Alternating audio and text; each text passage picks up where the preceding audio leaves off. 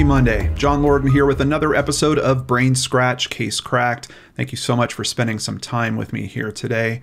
Of course, Case Cracked is the show where we look into a mystery and what is the critical piece or pieces that help solve that mystery, or people that help solve that mystery, and decisions those people make, and can they actually risk the solving of that mystery. We've got a lot to get into with today's case. This is one that I call Halliwell's Killing Field. It's March 19th, 2001, and 22-year-old personal assistant Sean O'Callahan has vanished. The Swindon, England resident had just spent the night out with friends at a local bar named Suju.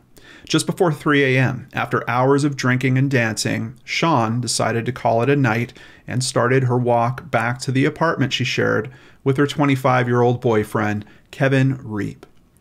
But at 3:24 a.m., when Sean had still not returned home, Kevin decided to text her. Their apartment was only half a mile from the club, so he wasn't that worried. When the sun rose the next morning and Sean still wasn't home, Kevin was definitely worried and decided it was time to call the authorities. Detective Superintendent Steve Fulcher was Wiltshire's police best investigator and the man they chose to put in charge of her case. Fulcher, then a senior investigating officer, was what is known as a lifer. Joining at age 21, he quickly rose up the ranks from constable to sergeant to inspector, and then, in 2007, a detective superintendent. Known to those around him as a maverick, the now 50-year-old man had seen and solved a lot of cases in his time. But Sean's kidnapping would be the one he would never quite get past. As officers made pleas to the public for information, investigators' first step was to try to track Sean's cell phone. Cell site analysis had shown that the night Sean disappeared, her cell was in the Savernake Forest area, 15 miles away. Considering she only had a short distance to walk, how did Sean's phone come to be so far from her home? Her bank account showed no activity, and she wasn't at any of the local hospitals. In the days that followed, friends, neighbors, and volunteers scoured the forest for any clues. While they searched, investigators began looking through CCTV footage from the area. Video from Suju shows Sean leaving the bar at 2:52 a.m. As she exits the club, she turns to walk down the sidewalk and start her half-a-mile journey home. At the very end of the video, she walks into the headlights of a car at the edge of the camera's field of vision and then vanishes. When the car pulls away, Sean was no longer on the sidewalk. This allowed investigators to pinpoint the exact moment she was taken because she didn't show up on cameras monitoring the next block. Fulcher knew she had gotten into that car, and he was desperate to find it. Video footage from all over Swindon was analyzed and showed that the car was a 2007 Toyota Avansis owned by a local independent cab driver named Christopher Halliwell. Finally, they had a lead on Sean's kidnapping. It was found that Halliwell told his boss that he was going off duty at 1:30 a.m. the night of the kidnapping, but camera footage showed him driving around Swindon for another hour and a half. Because he had just been caught in a lie, Fulcher had a gut feeling that Halliwell needed to be watched and ordered that the man be put under 24-hour-a-day surveillance. From that point on, 12 surveillance vehicles tracked his every move. Fulcher was letting Halliwell run, hoping he would lead police to the missing woman. Surveillance showed him cleaning his car very thoroughly in the days that followed, depositing the trash and seat covers in bins all over town. As their investigation progressed, an anonymous donor offered a £20,000 reward for information to help find Sean.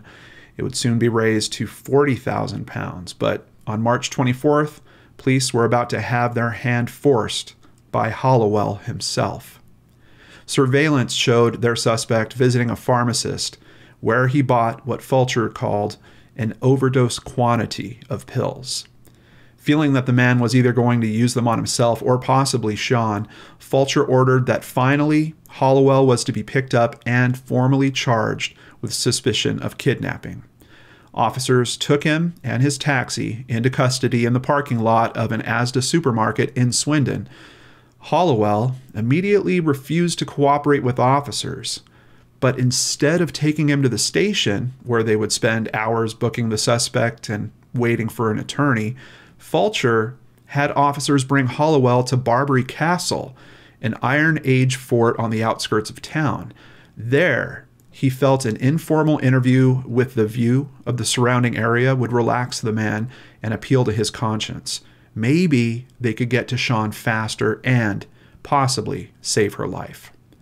Fulcher could feel the clock ticking, and he didn't think they had much time left. "It's a simple moral issue," he explained. "I did these things because they were the right things to do in these circumstances. In fact, they were the only things to do." On that sunny afternoon, the two men sat and smoked cigarette after cigarette as they talked and formed a connection. As the hours passed, Halliwell refused to admit that he knew anything about Shawn or her whereabouts, but slowly and patiently, Fulcher chipped away at him and his story, reminding him of the consequences of his actions and reminding him that the media would vilify him unless he told his side of the story.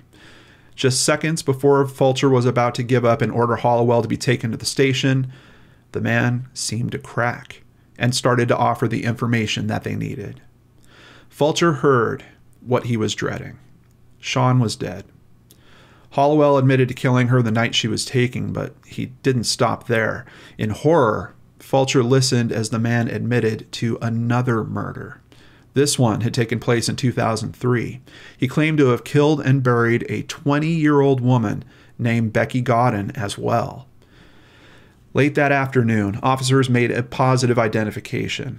After their suspect led them to a spot near the Uffington White Horse in Oxfordshire, Shawn's partially nude body was found in a shallow grave. Now, they had the sad task of trying to locate the body of Becky. Found 17 miles away, Becky had disappeared in 2003 from Wiltshire at Eastleigh. Halliwell told D.S. Fulcher that he had strangled Becky and buried her in a shallow grave at Baxter's farm.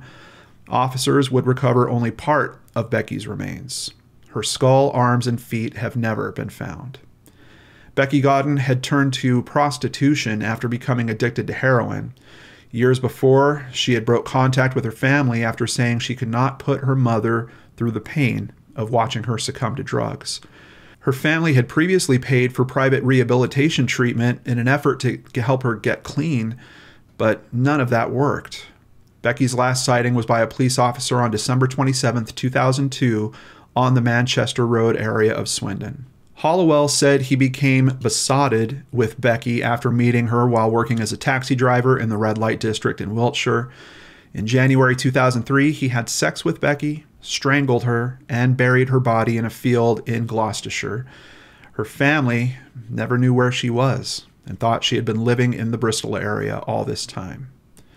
On April 1st, a Home Office pathologist carried out an autopsy of Shawn and found that she had died from 2 stab wounds to the head and neck and had been strangled.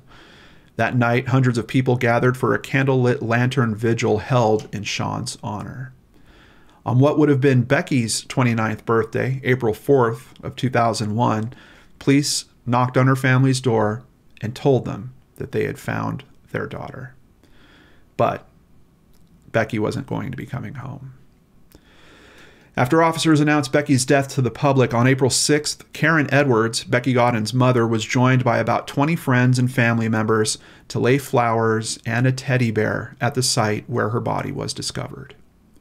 Because she had been buried so long, when an autopsy was performed on Becky's body, pathologists were unable to determine a cause of death. Under the Coroner's Act, the pathologist could only express an opinion over the circumstances of the death. All they would say is that the medical cause of death was probably caused unlawfully by a third party. On May 31st of 2012, Halliwell was finally brought into court. Outside, a crowd of bystanders shouted and tried to attack his transport van. Even after moving him to another court, citing security reasons, there were more outbursts from the gallery as tensions ran high. Because D.S. Fulcher had not followed protocol in taking Halliwell to the police station for questioning when he was booked, Halliwell immediately denied everything he said in his interview. Even though he had led them to 2 bodies, this put the prosecution's case in jeopardy. Halliwell would plead not guilty to Sean's murder.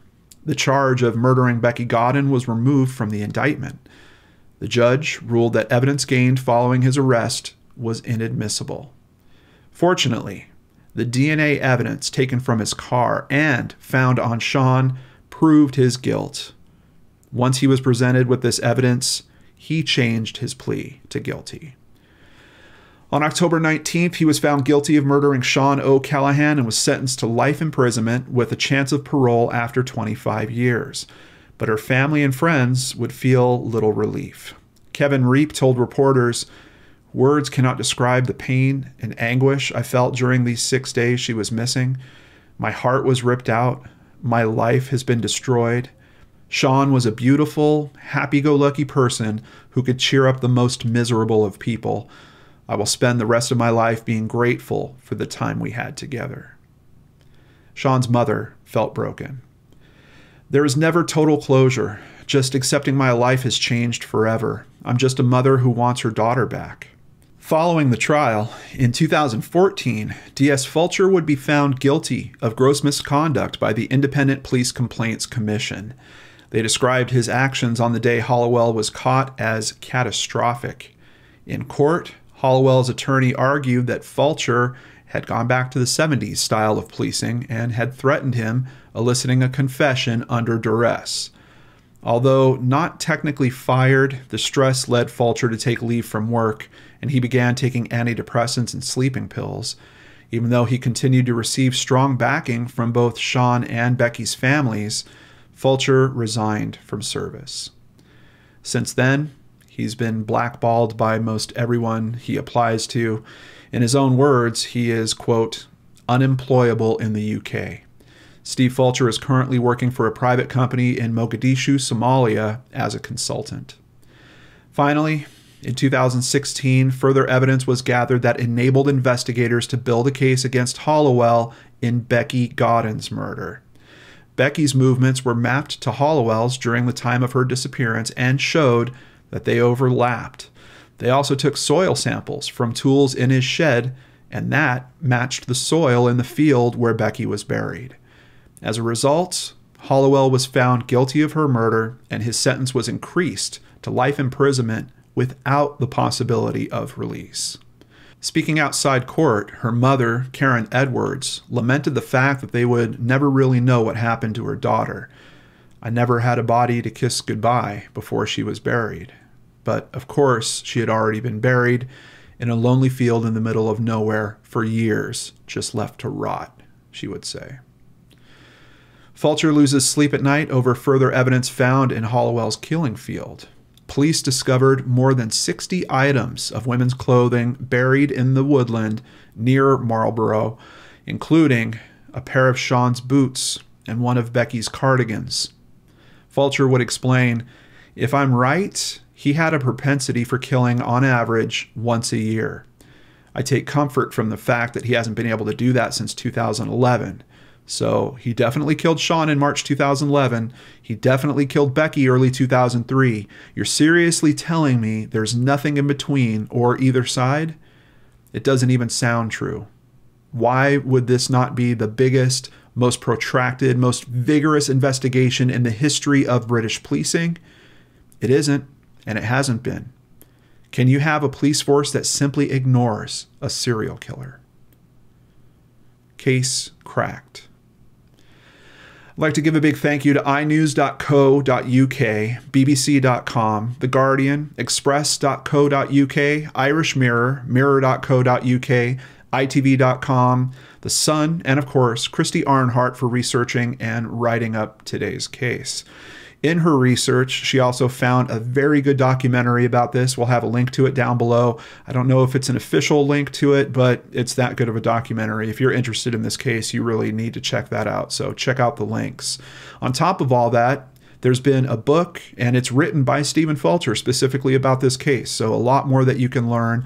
There is also a feature film, and it's called A Confession, starring Martin Freeman. and it currently has a 91% fresh rating on Rotten Tomatoes. So it sounds like that's not a bad way to learn a bit more about this as well. I want to know what you guys think. Do you guys agree with Fulcher that there are likely more victims here? Let's talk about that in the comments below. Personally, this is a guy that, despite the fact that he lost his position for taking a step that I do think is controversial, I do consider him still an expert, and 60 items being found in that field, 2 of the items specifically relating to the victims that we do know about, I think his hunch is likely right. And I'm curious why they're not looking to connect those other pieces of clothing to other cases and possibly solve those other cases. I mean, look, this guy, he's in jail for the rest of his life. That's not going to change. But what is going to change is the families wondering where their loved ones are. And if there's some way to connect those pieces of clothing back to those cases, I think that's only the fair thing to do for those families so they can properly move through what they need to move through with having a missing loved one. I'd like to give a big thank you to PayPal supporters Amanda Beard and Kat Bissett. And Kat, thank you so much for the nice comment. I really appreciate that. If you'd like to support the channel, please visit www.lordandarts.com. There, you can sign up for PayPal, sign up for Patreon, or buy merchandise. All of it helps keep me here doing what I love doing, spending time with you. I'll be back on Wednesday with a brand new episode of Searchlight right here on the Lord and Arts channel.